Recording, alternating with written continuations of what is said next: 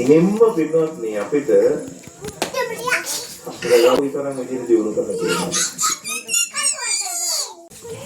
පිනේ ප්‍රතිඵලයක් මේ මුක්ති විදිනේ. හැබැයි පින හේතු කරගෙන කුසල වඩන්න ඕනේ.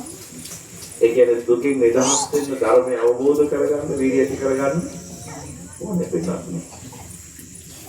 එන්න පින මුක්ති විඳගෙන මේ කියන්නේ පින ප්‍රතිඵලයක් හැටියට අරගෙන කුසලයේ දියුණු කරන්න උත්සාහවත් වෙනවා.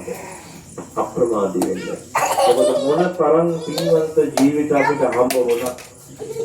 සල්ලි කඩින පින්කම ජීවිත දාණය පූජා කිරීම සඳහා මේ නිවසේ ගෘහාධිපති තුමාතුමිය ඒ වගේම ඒ පවුලේ උදවිය එකතු වෙලා මේ මහා පුණ්‍ය කර්මය කරන්නට අදහස් කරගෙන ඊයේ රාත්‍රියේ පටන් වෙහෙස මහන්සි වෙලා මේ සරසලා සරසුන් කළා.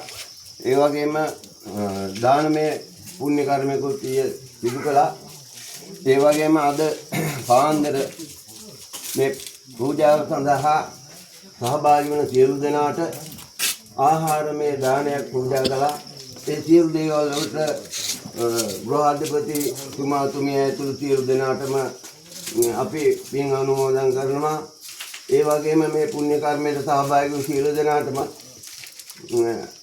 ඉදිරි ජීවිතය යහපත් කර ගැනීම සඳහා මේ පුණ්‍ය කර්ම වල සහභාගී වීමට වාසනාව ධෛර්යය ලැබේවා කියලා ප්‍රාර්ථනා කරමින් අප කටින් තීවරය පන්සල වෙත අපේ ආරණ්‍ය වෙත අරන් යාම සඳහා අටිතු සිද්ධ කරමින් පවතිනවා. එය පෙරහැරේ ගමන් කිරීම සඳහා සියලු දෙනා සහභාගී වන ලෙස ඉල්ලා සිටිමින් ඔබ සැමට සුබ උදෑසනක් වේවා කියලා ප්‍රාර්ථනා කරමින් මම නිහඬ වෙනවා මේ අවස්ථාවේ. साधु साधु साधु साधु साधु साधु साधु साधु साधु साधु साधु साधु